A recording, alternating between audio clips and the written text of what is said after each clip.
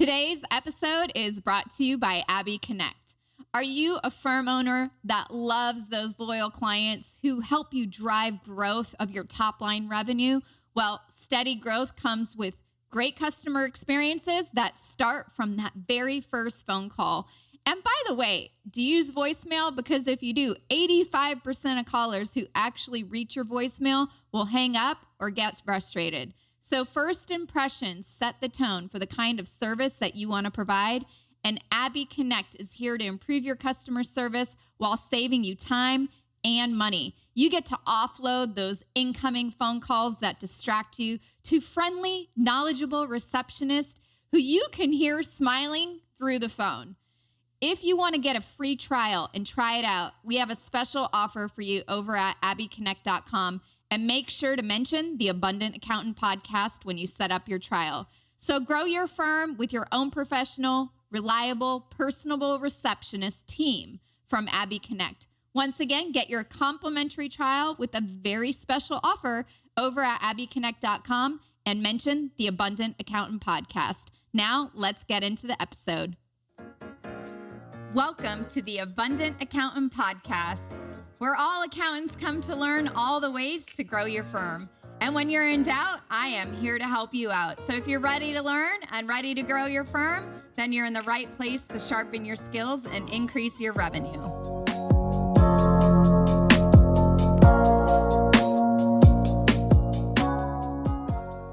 Welcome to the Abundant Accountant podcast. This is where accountants come to learn all the ways that you can grow your firm. So if you are ever in doubt, Denise and I, are here to help you out. So if you're ready to learn and ready to grow your firm, then you are in the right place to sharpen those sales skills and to ultimately increase your revenue so you can be more confident positioning yourself as the expert, get consistent, high-quality referrals, and prospects that actually say yes to paying you what you're worth, no matter how much you charge, and not what people think that they can afford. But before we get into today's episode, I would like to give a warm welcome to our very special guest today, my partner in crime, Denise Mandeau. Denise is actually a business growth strategist who has proven success as a business owner, financial planner, and as an award-winning sales professional with over 35 years of experience. She's learned what it takes to produce results, and it's been working with professionals and sales teams over the last few years and really helping to generate millions of dollars in new business. She has personally closed over $1.8 million in sales in new business in the last 12 months. And Denise is passionate about teaching others to learn how to sell without being salesy or pushy, which I love because I am the same exact way. And for those of you who have been in business a couple years and maybe you're just frustrated because you continue to wing your sales process and you're not really attracting those higher value quality clients, then I am really excited to share with you what I'm offering, which is a free coaching session with Denise or myself. And this system that we're able to share with you and really dig deep in is all about how to get ideal clients coming to you and finally getting paid what you're worth so you can build a dream practice and still have the time and freedom and money to enjoy with your family and kids. So if you're a little frustrated and stressed trying to get all the right referrals and what steps to do next, then let's explore that and get to the truth of really what's going on. So if you are an accountant, you've been in business at least 2 years, you can book your free coaching session with us over at theabundantcall.com. And let's dive into today's episode. It's all about setting up communication to win because we can't forget the basics. So we're going to explore different implied relationship words in order for you to connect the dots better with your clients and for you to ultimately increase your revenue. So now let's dive into today's episode. All right. Welcome to setting up your communication to win. That's always the best part of all this, right, Denise, is how do we communicate to our clients where actually they feel like they're winning and then we feel like we're winning at the same time? And when I say we, I put my accountant hat on and I say, yeah, I pretend I'm a CPA for a second. So that's what we're talking about. This is really good to use in any of your emails, communicating in meetings. is a great place to use this. And some of it might be a refresher, and some of it might have some new words that you haven't even seen before. So one of the things we want to make sure about is that you don't forget about the basics. And the basics are when you're meeting with someone, and for those of you, I've talked about it before, but Chris Voss does a lot of this training in his book, Never Split the Difference. And I was listening to something the other day, and he literally shared that the way you come to a meeting, the way you show up, the way that if someone is angry or upset, which, right now, a lot of people are angry, upset. Or I know some, have clients that get a lot of mail from the IRS and they're angry and upset. And when you do that and you have these types of clients, what Chris was saying, and it's so true, and I'll share a personal story in a sec. So Denise and I today have lots of stories for you. But your tonality and your voice can shift the whole conversation. And it's one of the most important things to remember. So some of these beginning things might be like, well, Michelle, thanks for the reminder. Sometimes we need to hear it over and over and over again so we don't forget, because this is ultimately what helps you create more abundance in your firm, with your clients, in your stress levels, right? Because our stress levels decrease if there's not so many people arguing. But Denise, what do you think is the number one way to, going back to the basics, to set up our communication to win with our current clients when you're offering new services? Like some of you might be offering, Profit First or yearly services, tax planning services. So it could be for current clients and for prospects, or for the startup business owner that has no clue what's going on and is frantic that they might lose their business. So, and I think we were talking about this.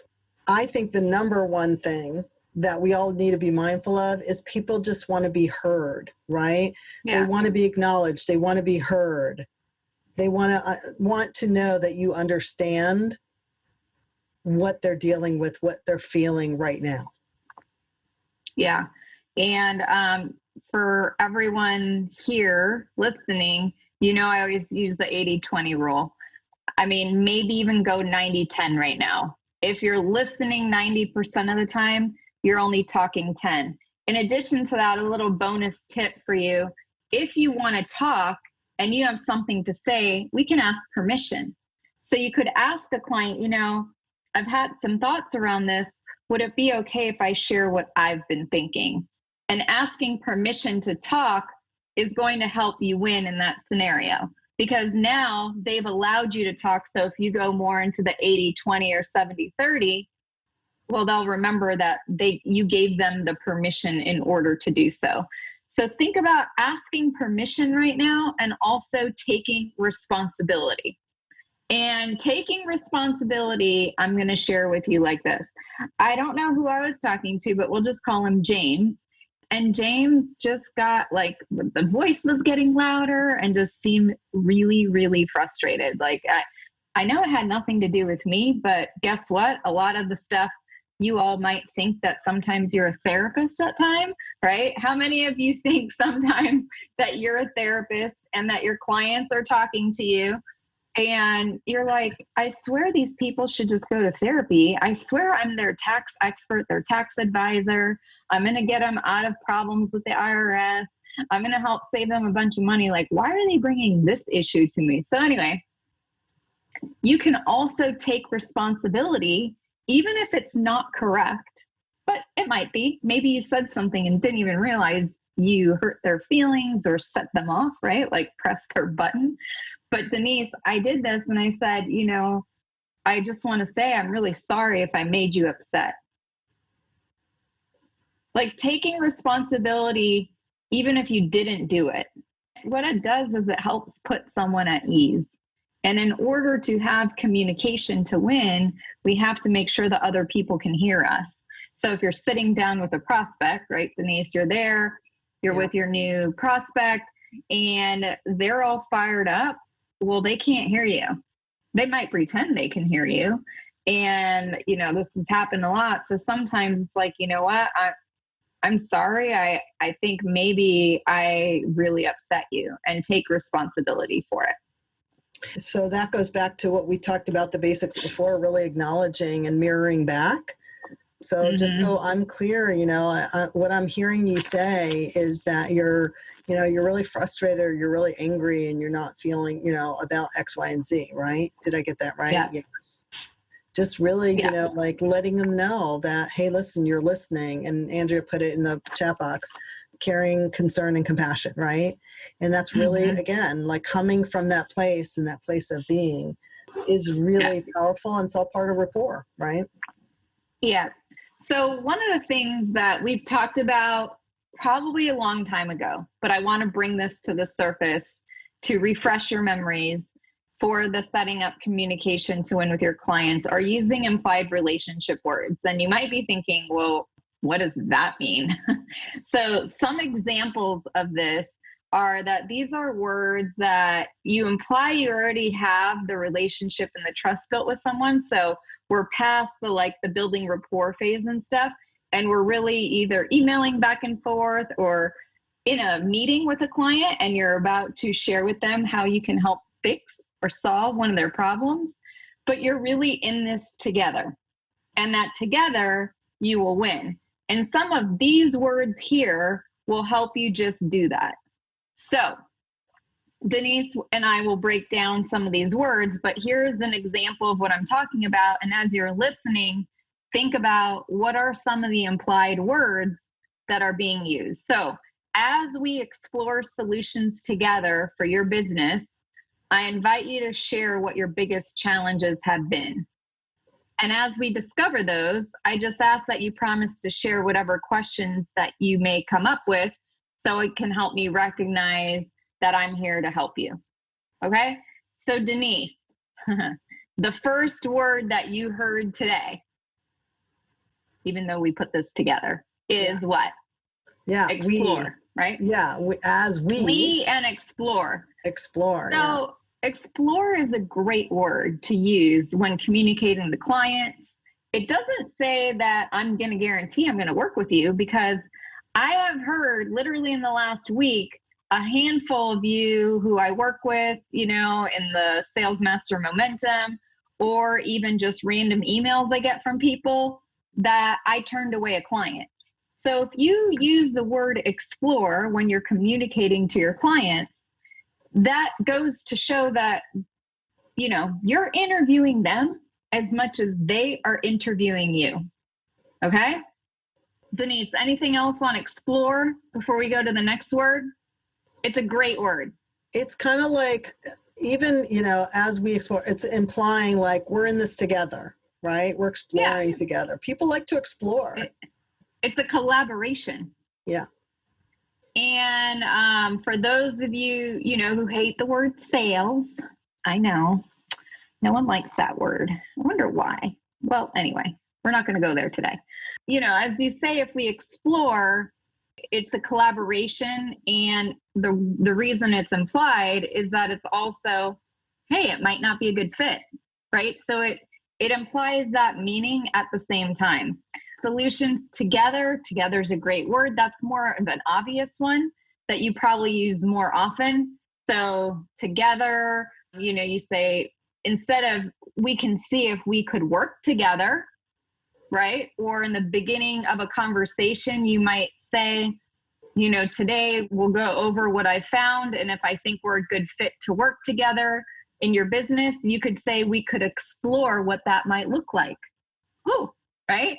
So just think about how you can use that word in your emails, in your thank you letters, in your follow-ups. A great way to use the word explore, by the way, in a follow-up with a client who's disappeared on you, or maybe they just, they disappeared, or they weren't a good fit right now, but they were 6 months ago. You could send an email, would it be a bad idea if we explore what working together would look like right now?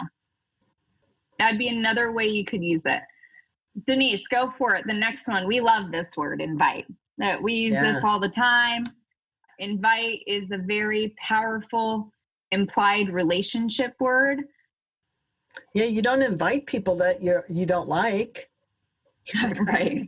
You only invite people to do that you care about, that are important to you. You invite them to do things with you, right? People want to be invited. If I invite you to work with me. People want to be invited, and in order to be invited, think about it like if you're having a birthday party, right? It's your 50th birthday party, and you're going to have it, depending on when you're listening to this, on Zoom or in person, and you want to invite people. You're only going to invite your family and your close friends who you like and who are in your trusted circle. Same goes for your clients. And a perfect example of this would be, if you realize that a client doesn't fit your criteria to work with them, or, they went off the rail and they got really angry for some reason. You don't need to invite them in, but when you use this word a lot in, again, emails, on the phone, it's wonderful because it also allows the other person to know, you know what? Well, Michelle and Denise don't invite everyone in to their program or to the help because we can't really afford a bad apple. So if we can't afford a bad apple, we can't invite the bananas, we can't invite the rotten apple, and we definitely can't invite the apple with a worm in it. So that is how we use the word invite, and that I invite you, did you see that? Invite you to start using it, especially with your new clients. So that's that one. And I invite you to share. Also, invite allows some, instead of like the other way you would say this, if you were to change the structure of the sentence, right? I invite you to share what your biggest challenges have been in your business. It's a little bit more inviting than typically how we ask it. And I'm pretty much a 50-50. What are the biggest challenges in your business? So tell me. People don't want to be told, right? Yeah, people don't want to be told. Can you elaborate on that? Yeah, right. I don't want to be told what to do. I don't want to tell you everything. But sharing sounds like, oh, we're sharing information. It's more like that's what friends do. That's what people do that are intimate, right? It's more conversational. Yeah. Yeah. I just realized an area that I could improve upon right now and become more consistent in that. So I invite you to share. People love to share. Actually, it's not like, a kid when they don't want to share their applesauce with their sister. This is people love to talk. So going back to the beginning, remember the 90-10, listening 90% of the time, you only talk 10. During the 90%, that's when your prospects, your current clients, your staff, people that work for you want to share. So this is really great too. If you have a staff or people helping you, you could share, at your team meeting, I invite you to share where you feel communication could be improved. Or I invite you to share what you feel our firm could do better. So you're inviting and having them share, which also builds collaboration and trust and togetherness. All right, a few other ones. Well, we have share, we talked about explore, promise. Promise is a good one because it tells them that they're going to, like if you promise to share with them how it could look like working together. Well, then they know that you're going to actually come through at the end, but you have to follow through on your word, right? Because promise is a very solid word. Denise, feel free to give more examples on how we can use the word promise. And I promise during our time, this hour that we spend together, that you're going to get massive value. Yeah, that's a good one. Or I promise that by the time you leave today, you'll have a clear idea of what to do next in your business. Yeah, that's a good one. I promise by the end of our chat today or our meeting today that you'll know the next best steps to take in your business. Or I promise that I will show you your minimum savings of how much money you could keep in your pocket than giving to the government. Again, that's if you're doing a tax plan. So a promise is pretty strong, but it's a soft strong. Is soft strong a word, Denise? I think so. I don't know. Well, anyway. That might be a Michelleism. I tend to have that, especially now. It's like Groundhog's Day every day for me. So I keep coming up with more Michelleisms. I could probably create a Michelle's dictionary right now. But anyway, so we have the word discover, a great word. If you think promise is a little too harsh or very solid, you could share, today at the end of the meeting, I'll definitely share what I've discovered on your behalf, or what I've discovered are the next best steps for your business. So you could use discover and promise a little intertwine the two. We talked about invite. Another great word is help, right? People do need help. I love when I can share that I can help somebody. So using the word help in this, as you could even add it here, as we explore solutions for your business, or as we explore solutions on how I can help, as we explore solutions together for how I can help and support your business, I invite you to share what your biggest challenges have been. So that's how you can interject help if you feel it's appropriate. Denise, anything on this? Do you have a story on when you use this week? I think also what we're pointing out to you guys and gals, that by kind of planting these words in the beginning, it's something that you're setting the stage for already, that when you do get through, the 15 steps, that you're seeding them agreeing with you and saying yes and feeling comfortable saying yes as you go along. Does that make sense? Yeah. So then it just feels It's implied togetherness. Yeah. And you're implying, I'm working with you. We're working together. So why wouldn't they want to continue working with you? Just feels natural. Of course they would want to work with you. So if you want to use the word discover in a sentence, it would go like this. As we discover those, I just ask that you promise to share whatever questions may come up to help you recognize I'm here to help. Or you could say another way to word that, because that was a little weird, whatever questions may come up to help me recognize how I could serve you better. Could do it that way too. I kind of like that better.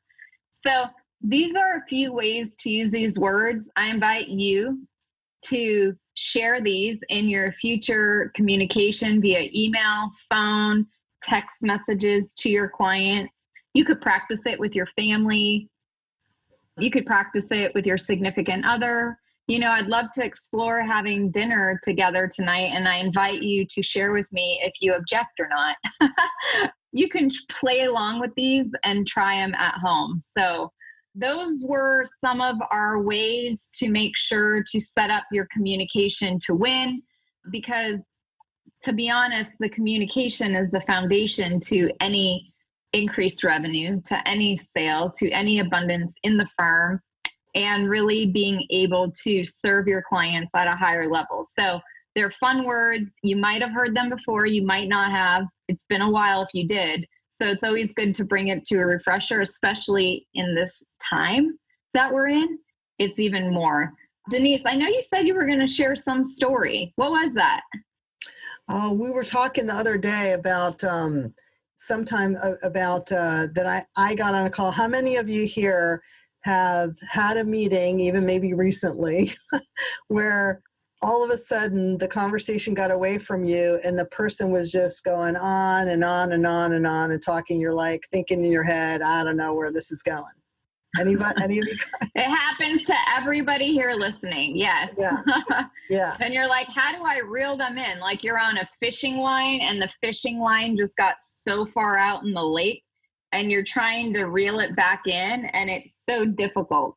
Yeah. Yeah. But you can still, like, even with what we taught you, like, there's just a way to kind of, you can say, can I offer you some feedback?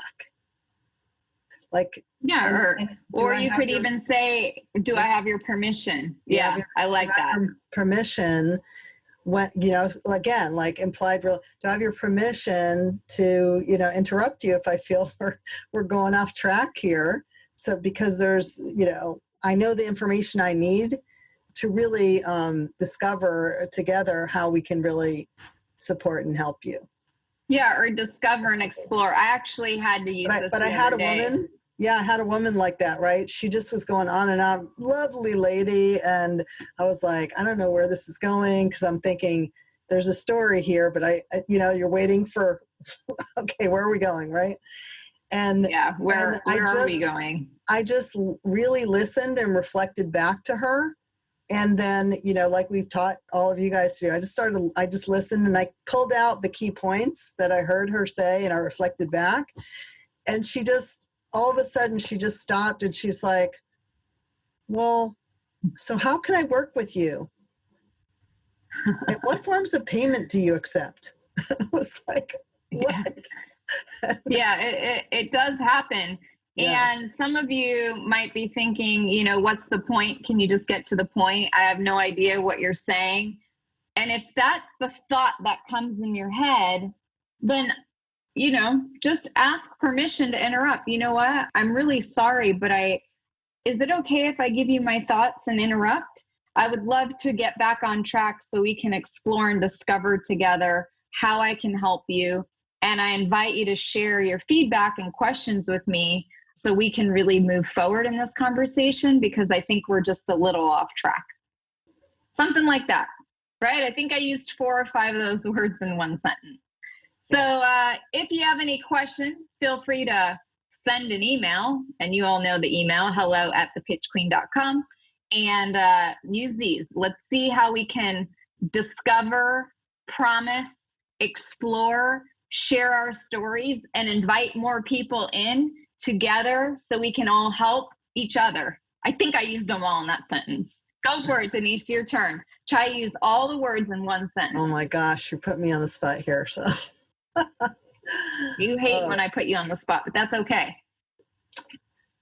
So yeah, I love that we get to explore solutions together for your business and invite each other to share our biggest challenges that we've all been in, that we all have, so that we can help each other to grow. And we promise you to deliver and share massive value. Yeah, woo! Good job! That was awesome. It's hard to use all the same words. All right, thank you so much, Denise. It's always awesome having you.